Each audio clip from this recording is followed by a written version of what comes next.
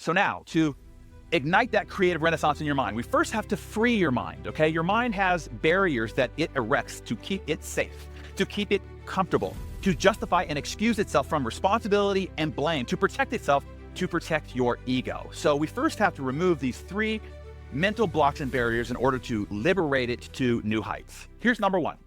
It's called the disease of knowledge. The, oh, I already know that syndrome. I want you to resist the urge to think that you know it already. Instead, when an idea or strategy is given to you, ask yourself 3 questions. Number 1, am I doing it?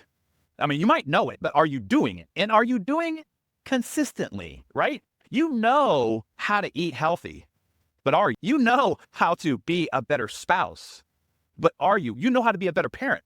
You know how to be better at sales. You know how to be better in your leadership practice, but are you, okay? And then number 2, have I mastered it? So you might know it, and you might even be doing it, but is there a way to improve on how you're doing it to get better results? Success is not the doing. Success is the doing and redoing and improving along the way. And then number 3 is, do my results prove that I have mastered each of these strategies? Is it evidenced by my results?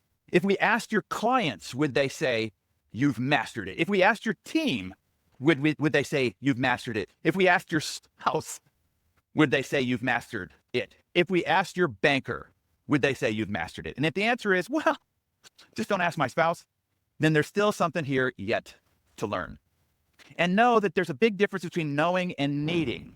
You see, as you climb the mountain of life, the mountain of business enterprise building, as you get further up the mountain, the view changes. The challenges that you face change.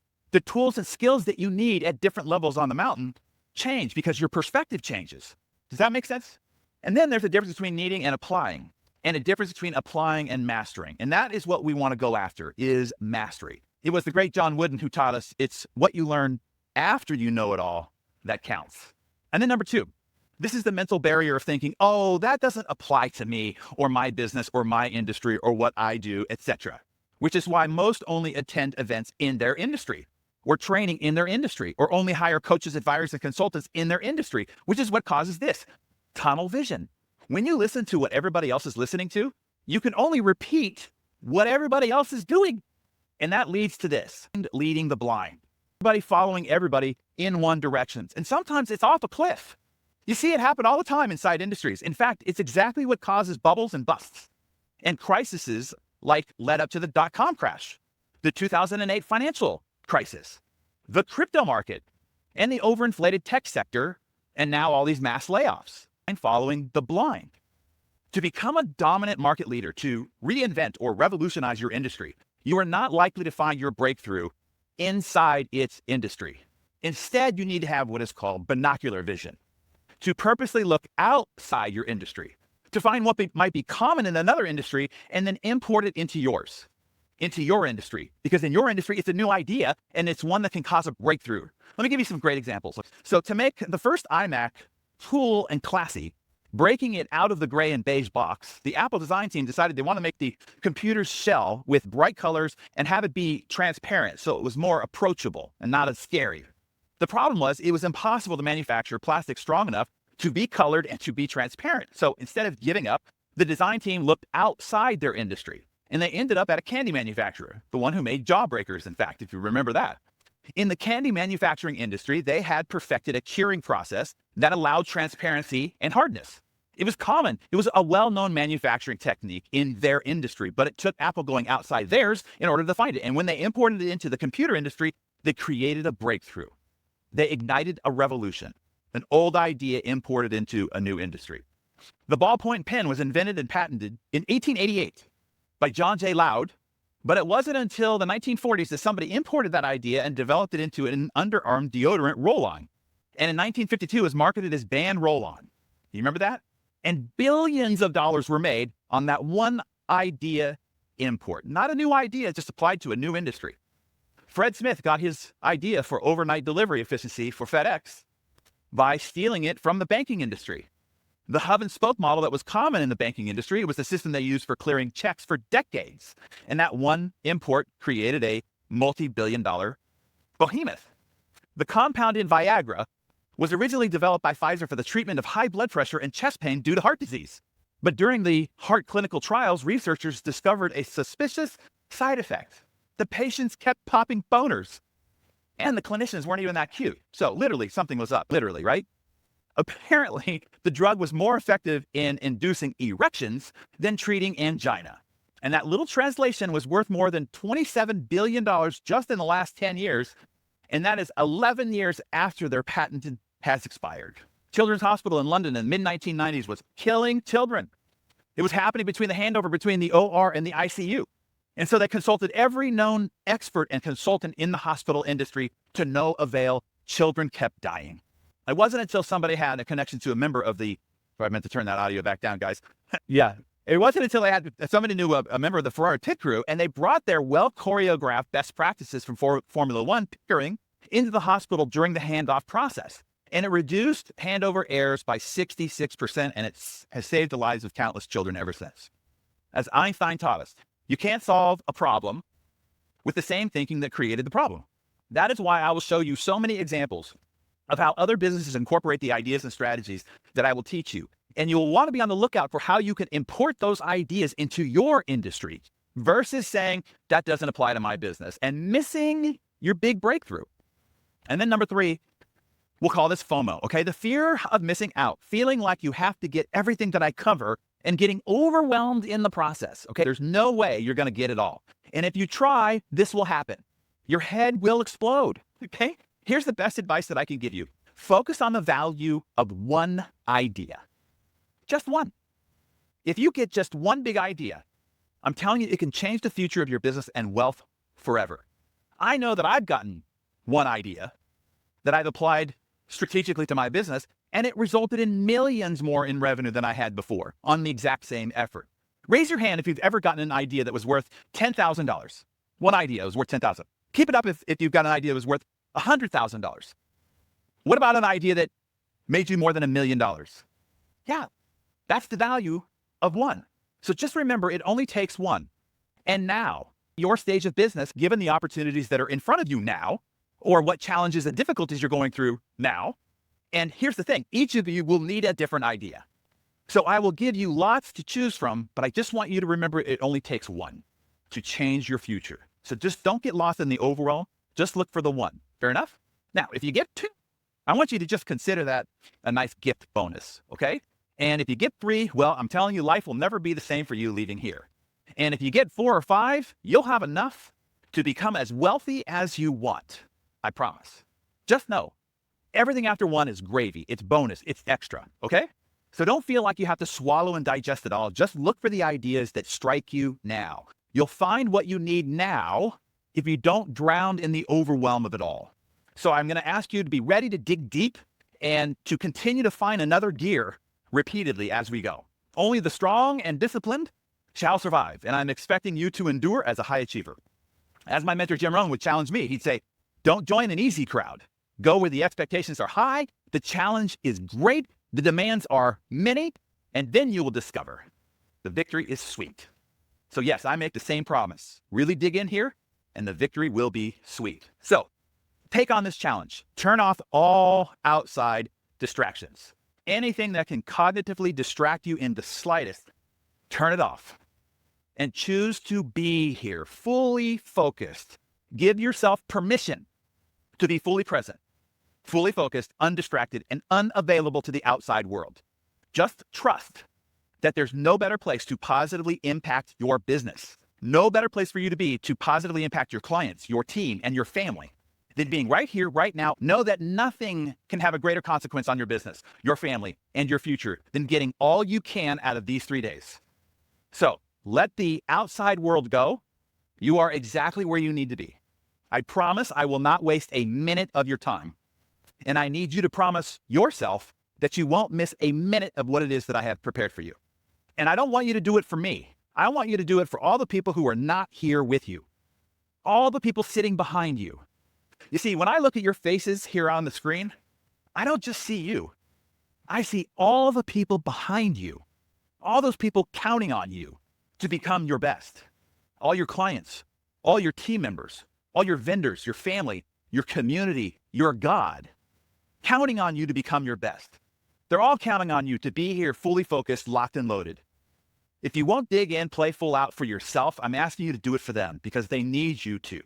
Speaking of those on the outside world, I need to give you another warning. We've seen this happen too many times in the past. We are going to light up your mind. You are going to discover some mistakes that you are making in your business right now, some opportunities that are right at your fingertips. Do not start fire hosing your team with the ideas that you're getting here either. Don't fire off the instructions. Don't fire off commands as we go along here because your brain's on fire. You will first need to see the forest for the trees, digest all of this, organize it, and make a smart plan for all the executables. And then feed them one implementation idea at a time. And I'll give you the plan about how to do all that at the end, okay? So just be here, let the outside world. And then lastly, I would ask that you just decide. Decide now that this is going to be the most valuable and impact learning experience you've ever had. Often, all it takes to turn resistance into receiving, for you to see, hear, find, and gain the ideas that you need to create the breakthrough that you've been seeking, is to just decide that it is here. I promise you, I'll give you enough for you to find it if you just don't have the resistance to it. The choice is yours. If you decide, if you choose it to be so, no matter your current circumstances, no matter where you are now. I'll put it this way. You might have walked in here today a pussy cat, okay? But by the time we're done, you'll go back to your team, back to your clients, back to your family, a lion, king of the jungle, the strongest, most ferocious, and glorious creature in your marketplace, the one feared and revered by all you walk among. That strength and power and dominance is possible. And I'm telling you, it's possible for you by what it is that you learn here. Okay, now I want you to orient yourself with where you are on the mountain that you're climbing now. Because as I mentioned earlier, you're going to need different things at different points on the mountain. The problems you face today will be different at different stages. And so you need to know where you are right now so that you know what it is that you're looking for right now. There are 3 distinct stages on the mountain. Distinct in revenue size, market capture, volume of clients that you serve, number of employees that you need, systems you need, etc. And generally speaking, they fall between these revenue lines. And for some, it's not just revenue, it's actual EBITDA numbers. The climb to your first million, then the major adjustments and shifts and improvements that you have to make to get to 10 million. And then once again, the enterprise changes, the leadership changes, the strategic changes that you need to make your climb to the 100 million plus. After these 3 initial stages, changes and adjustments are just more iterations on the same strategic options all the way to a billion and beyond. But these are those points that are the hardest to scale on the mountain. So I'm going to walk you through these 3 distinct growth stages and growth barriers that you'll face in each stage. And I want you to notice where you are now and what challenges might keep you from breaking through to the next stage. This will focus your attention here as we go through these next 3 days to find the answers that you need at your place on the mountain now, at the growth stage that you're in. This will be really important to set your foundation. Okay, stage 1, the growth to your first million. The 3 barriers here are 1, emotional resistance. This is a big part of what I addressed in the Entrepreneur Roller Coaster book. This is the biggest factor to why 66% of all small businesses fail. The unexpected and terrifying emotional roller coaster an entrepreneur experiences. This includes stress from uncertainty, managing expectations, and fear of failure. Number 2 is financial problems, startup capital, cash flow, debt, managing expenses, maintaining profitability. It takes money to make money. And I don't let anybody BS you otherwise. It takes money to make money. Here's a tip. When estimating the amount of money and the amount of time it's going to take, okay? Use what I call the rule of pi. Take the expectation of time and money that you think it will take and multiply times pi. That's 3.14 for the unindoctrinated, by the way. That's also like a home remodel too. Whatever amount of time and how much ever money you think it will take, just multiply times pi and you'll be a lot closer to the actual reality of what happens. And number 3 are logistical problems. These are transaction issues. This is setting up payment systems. This is establishing reliable and cost-effective supply chains. This is negotiating contracts, efficiently managing inventory, distribution, and warehousing. And then from a leadership perspective, this is really important if you're still on your climb to $1 million in EBITDA. Really important you understand this. In this stage, you can be and should be dictatorial. You just need to tell people what to do. In this stage, everybody's going to tell you it won't work. They're going to tell you why it won't work. They're going to tell you it can't be done and why you in particular cannot do it. In this stage, you have to ignore comments and feedback. And you need to do whatever the hell you want and force your business into success. It will just be the sheer will, grit, and dogmatism of the founder or founders to get the rocket ship off the ground. In stage 1, in order to break through All you need to figure out is how to sell something to someone. That's it. That's your only goal and objective at stage one. That's all you have to do to get through to the 7-figure mark. Figure out how to sell something to some people. And usually how you do it in this stage is unreliable, unreplicatable, and unscalable, meaning it is usually built on an unreliable acquisition model. You're usually selling to a variety of different prospect targets from a variety of different channels. And this is because you really don't know what you're doing yet, what will work, who wants what you have, and how to best communicate your value. You're still figuring out what is called your product market fit, your PMF, your product fit. And in this stage, it feels like you're walking through a pitch black cave, just stabbing in the dark, not knowing what you might step on, what threat might lurk only 3 feet from your face that you can't see through the thick fog of blackness, or what might be around the bend of the cave. Not to worry. Now that you're here with us, I will turn on the lights for you. Once you get the proven framework and the right systems, it becomes much easier to find your way through, avoiding the potholes and landmines and trapdoors, and radically accelerating your path through the cave towards your desired destination. And then in stage 2, 10 million in revenue or EBITDA, depending on your business margin, gross volume, etc. Standing on top of stage 1, now you're looking up the mountain at stage 2. And stage 2 has its own barriers, trying to keep you from reaching the top. And what's hard is you can't rely on what made you successful in stage 1. You can't be dictatorial anymore. You can't ignore people's thoughts and ideas and opinions anymore. You have to develop all sorts of new skill sets to overcome new barriers that you will face. Before you even begin your trek up to stage 2, you have to identify your product market fit. Product market fit is when you have a quality product addressing a proven market need for a specific target client that is better than alternatives in the available market. It indicates that you have created a product with a sustainable and scalable demand. Product market fit means you have figured out a reliable, and usually one, acquisition channel or form of acquisition, and one common type of buyer has emerged, which means you've probably found out what is selling, and you have found out who is buying, the right buyer prospect. And you've probably figured out how it is best to reach them through the right channel. And it's working. That is called finding your product market fit. And with PMF, you have predictable metrics. You know your ROAS, your return on ad spend. You can predict the number of leads or calls that you'll generate with each dollar spent. And from those leads, you can determine the potential sales conversions. You know your email click-through rate and sales conversion rates. You know your organic content, call to action, and new transaction rates, etc. on whatever channel you found to predictably generate new sales. Once you have your PMF, by identifying one avatar, one channel, one product, and as soon as you can start predicting how many inputs it takes to get an output, then you can drive that to the top of stage 2. But know this can quickly retreat, and you could fall back down into stage 1 if you are not clear in identifying your product market fit. Right product, communicated right, through the right channel, to the right buyer prospect, and done financially efficient, consistently, and predictably. And another key here is, once your product market fit is identifying, focusing, which means stopping most of the other avenues and activities that you tried that might even be working, but just not enough. Thus draining your capacity, focus, and diminishing your results, keeping you from focusing on efficient growth. Those of you in this stage, I hope you got this very, very important point. Your product market fit. Not what you think it is, not what your original vision for it was, but what actually is selling based on results. And then focusing, doubling down on that right strategy.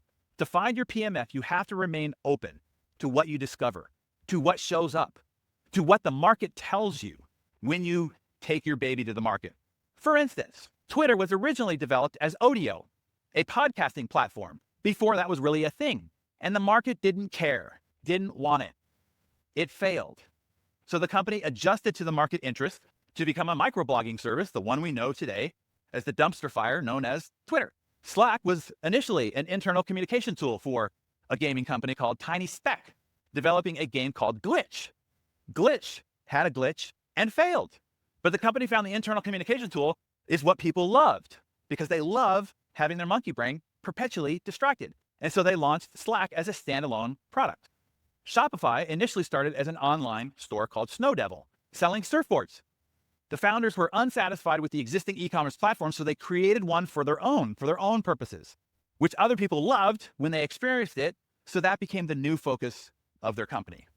Instagram, you probably know, was originally called Bourbon, which was a check-in app with gaming elements.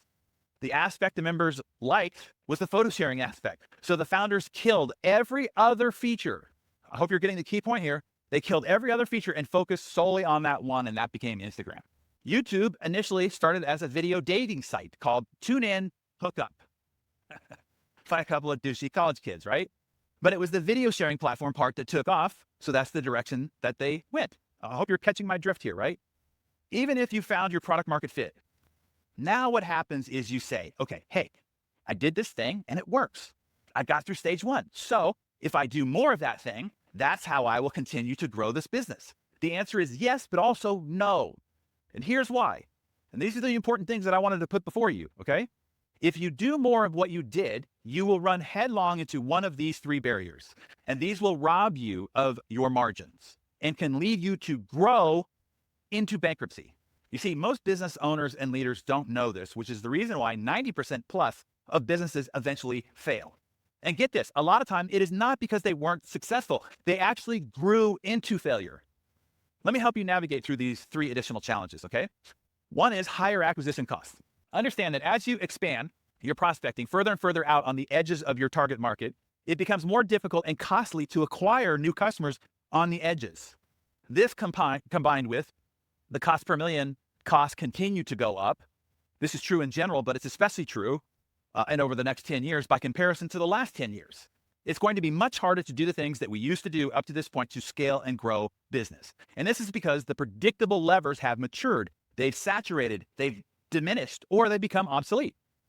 Customer acquisition is not just harder today, it is getting harder every day, particularly in the era of stagflation that we are in or bound to be in for some time. But there are a lot of compounding factors that are making customer acquisition harder going forward, regardless. Here's a few to be aware of. A, Google has gotten so good with what is called searcher intent, which means their AI can figure out what somebody wants without needing to match the search words to the keywords on your webpage. So this eliminates most all SEO and forces businesses back to dependency on Google's advertising as the only way to capture search traffic. And that advertising, of course, has become more and more cluttered, competitive, and costly. It's important to understand where we have come from and how the future differs. I don't believe there will ever be a platform like Google again in our lifetime. Over the last 10 years, it has been a small business and marketer's dream. Why? Because it was so close to the transaction. Somebody was looking for something they wanted to buy. Click buy. They search for something they're looking for, and you can appear for that thing. Organic SEO or early in the days of paid ads. And in a click, they can get to you and buy.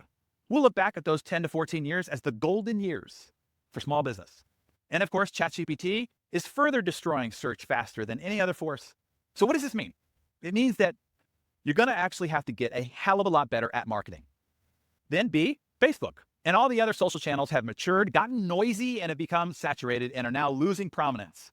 We could predictably stick $1 in and get $7 to $10 out over time, get $3 out nearly immediately. Well, that has diminished dramatically, particularly for most low margin products. So low cost organic distribution on social channels is almost negligible and getting harder. And there is a diminishing arbitrage for any social channels that emerge as well. And then C, there is so much more noise in society as a whole. Consumers are consuming content, searching for content, and giving their attention to a whole host of different channels, not just a couple like it has been. So this also makes businesses feel like they need to be everywhere or be a few places and be really, really great, both of which are difficult and both of which are really expensive.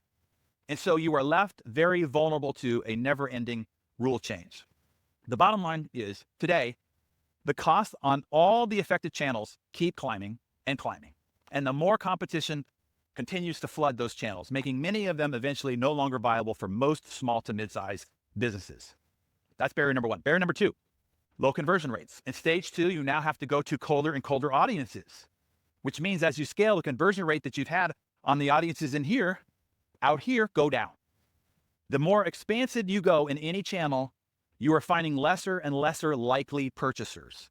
This is a normal function of scale, but it is important to note all your previous predictable input and output financial equations are now incorrect.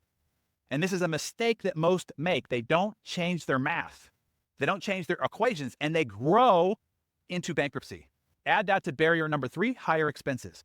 When you scale a business, the cost of infrastructure goes up. You have to keep pumping money back into the business to keep up with scale. And to handle the scale, you need more staff, you need more support, you need more equipment, you need more technology, you need more systems. This means you have higher fixed costs in the business, which means your cash flow runs really tight, your margins compress and significantly. And let's not forget, you're facing all these challenges on the path to finding and verifying your product market fit. So these 3 barriers are inevitable eventualities, logical outcomes that happen as you scale. And as the business progresses and does more volume, you start making less and less money over time. Even if your revenue is going up because your margins become razor thin, often without you realizing it fully.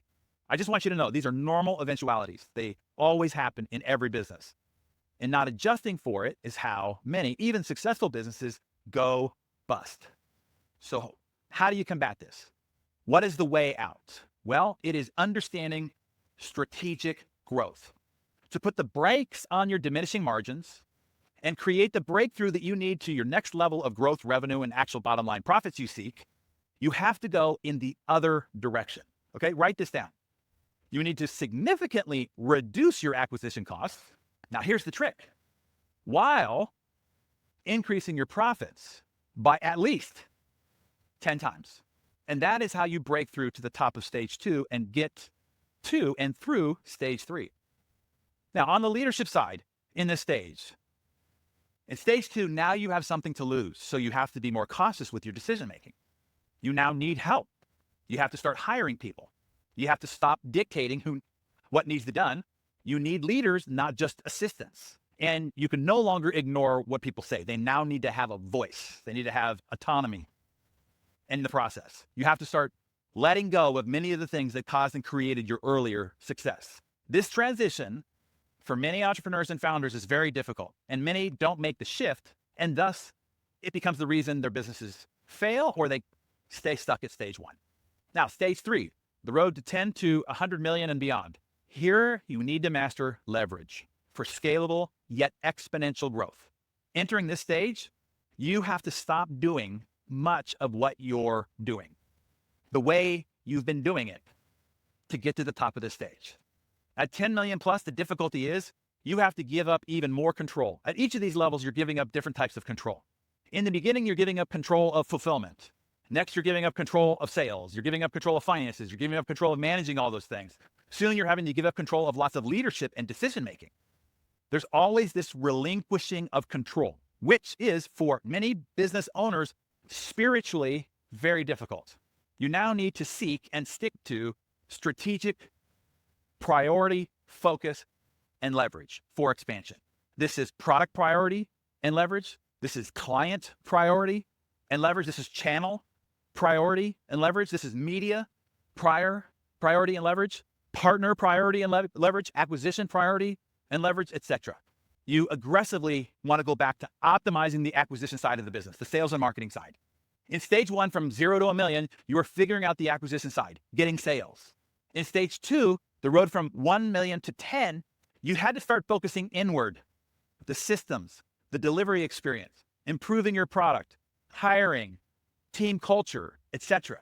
Now in stage 3, you go back to the front end of the business and you look for the small hinges that swing the big doors of sales results and the optimizations all through the steps of the sales funnel, in all the steps of the client experience journey, in all the post-experience opportunities that allow you to multiply clients. So in summary, to scale a business effectively, you need to alter between acquisition and refinement, between external factors and internal ones, while also focusing on data, talent, and strategic decision-making. And then this is when you become a master of business acceleration. All of this is what you're going to learn in this business masterclass. It's why we call it a 3-day MBA, a mastery of business acceleration. We've had people start at the very bottom here with startup ideas or businesses doing less than $1 million. Take the BMC strategies you're going to get and create multi-billion-dollar companies from what it is that you'll learn here. You'll meet several of them as we go. But the fact that you're on this mountain at all and you're still climbing is to be congratulated, because 66% fall and fail off the mountain within the first year or two. 96% fall to their death within 10 years. Of those that do survive, only 4% ever reach the 8-figure mark, getting to the top of stage 2. And if this is where you are at 10 million plus, I just want you to know it's a huge accomplishment. You should be very, very proud of yourself. Those that continue to survive, only 0.04% ever make it to the $100 million mark. 0.04%. If you are there or work for a company that is there, you are in rarefied air. And to document from where all this material is derived, not only have I sat with the best business builders in the world, but I also built my first stage 1 business when I was only 18 years old. And of the dozen different companies that I built in a dozen different industries, I built 5 of those to the 8-figure mark and beyond. The probability of achieving that 5 times is 0.001%. It is then no longer luck or talent. It just requires a framework, okay? A proven framework that can be repeated over and over again. And that is what you're going to gain. If you follow it, your chances of failure are reduced to 0.001%.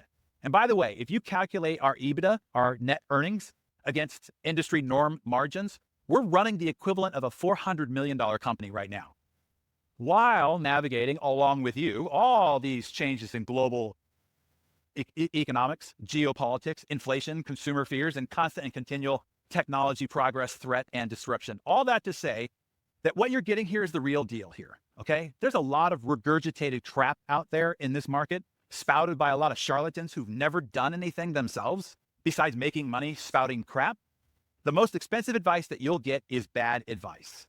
This is real world, from the trenches, all the way up to the top of the mountain, multiple times. And now I'm coming back down the mountain to guide you on your ascent. I've packaged all that I've gained from my climb and from what I've learned from others, and I put it into a concise framework that you can easily follow, and it's all contained within this golden pyramid. You'll get the keys to unlock the secrets to business dominance. Now, there are 4 sides to this pyramid. Number 1, market authority. This is learning influential and seductive positioning. How to become a hero in people's lives, their white knight. This will have people coming to you versus you having to chase them, radically reducing your acquisition costs. You'll notice that Nike, Harley, Starbucks, Apple, they don't chase. They don't discount. They don't negotiate price. Yet people line up, even sleep outside their stores trying to get in, begging to give them money in any economy. This can happen for you too, and I'll show you how. You'll learn how to find your super buyers, those that are worth 10 to 100 times your average buyers. This multiplies your lifetime value per client at least 10 times. And with the correct focus, allows you to reduce all your marketing and advertising 80 to 90%. Number 2, raving fans. You'll learn how to build a cult-like following, a raving fan client community. We are entering further into the age of community. Social tribe species, we've always sought community. But today, due to our transient, distributed, and emotionally disconnected modern society, we seek it more than ever. It is a powerful force in enterprise building.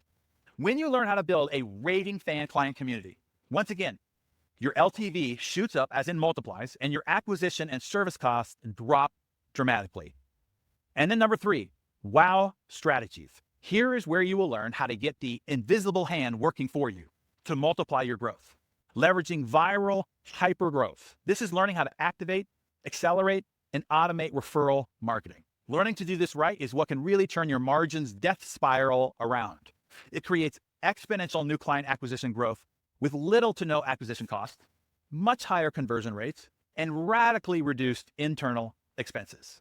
And then number 4, on day 3, I will show you how to build a badass team of A players to support this hypergrowth, so you don't build this up and blow it up.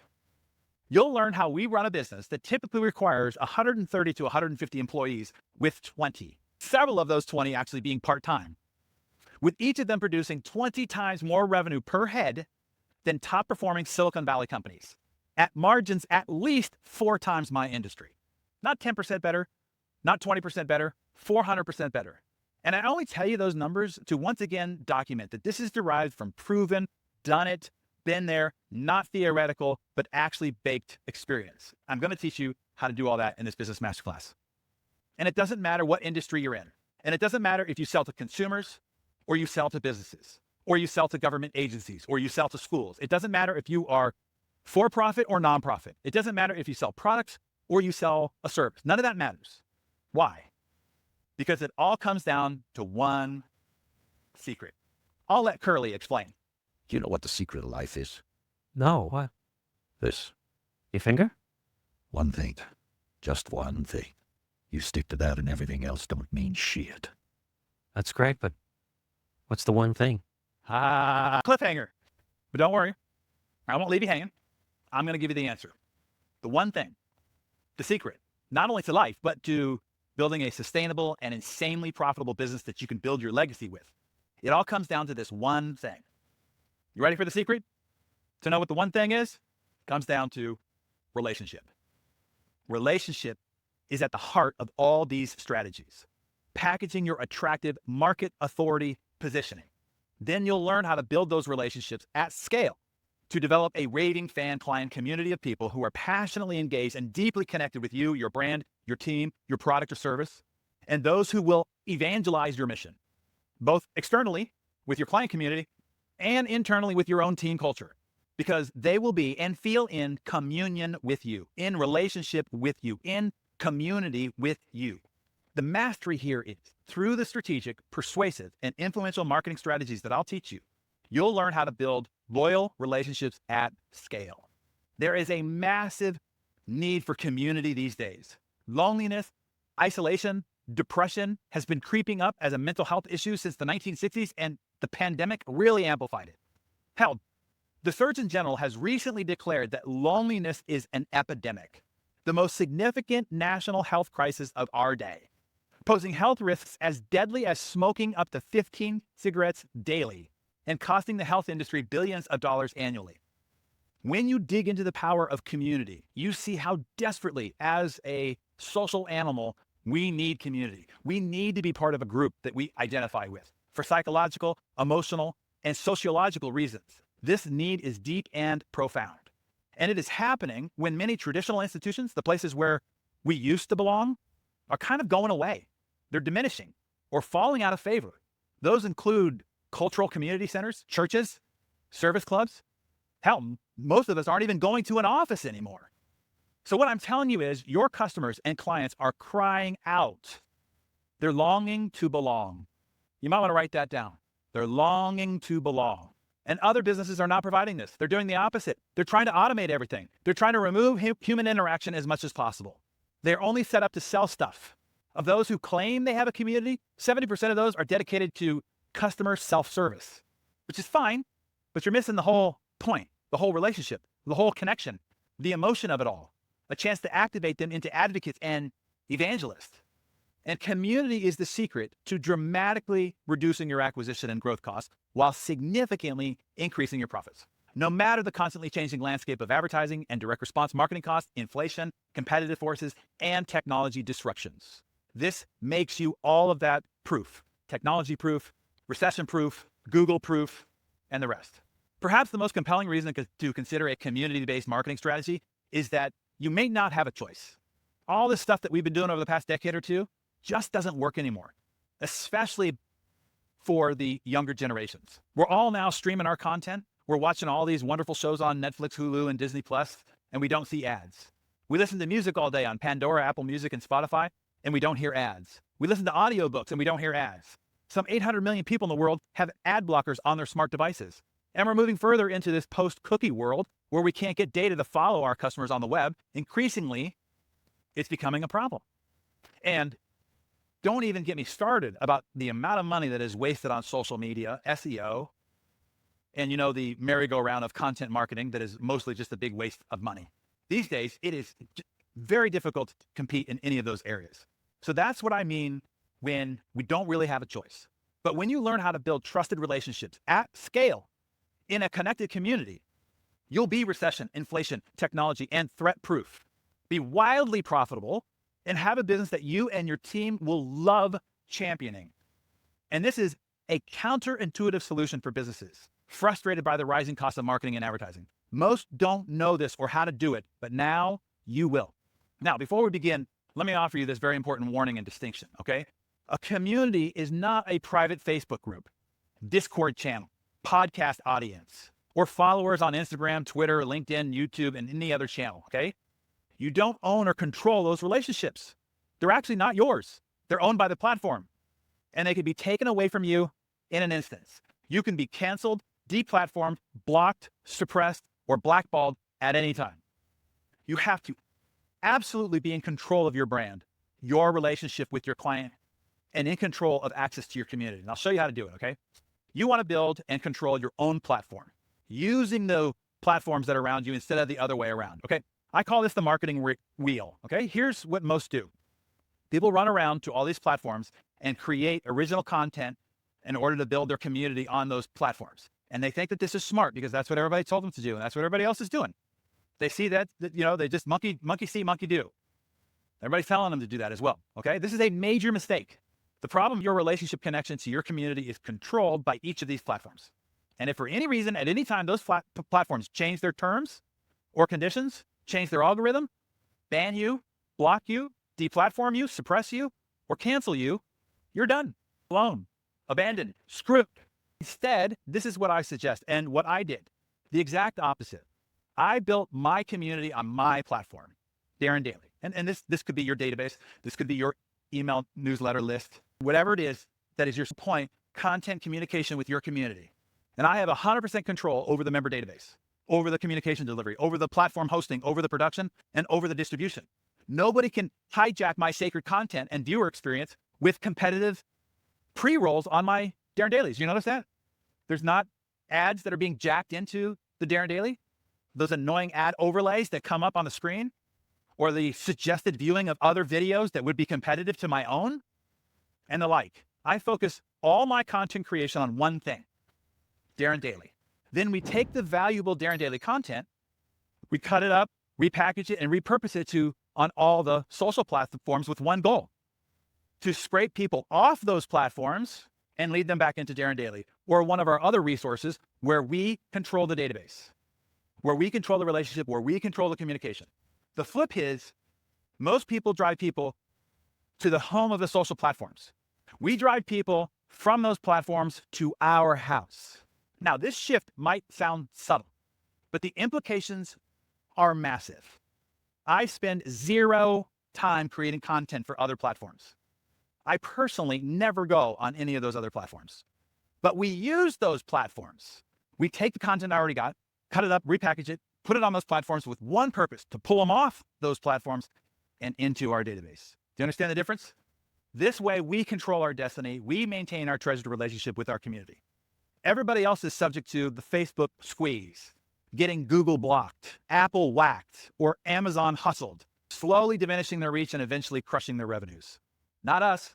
We have a constantly cleaned, direct, and active relationship with a database of more than 1 million people that we are connecting and engaging with daily, with zero dependence on outside platforms. Every one of those platforms could explode today. YouTube, Facebook, Google, Amazon, all of them could explode. And it wouldn't change our business one iota. Here's a good one for your note. Awareness without ownership of contact is useless. Are you following me here? This is super important stuff. I see so many people making so many mistakes in this area. And it's more important now more than ever.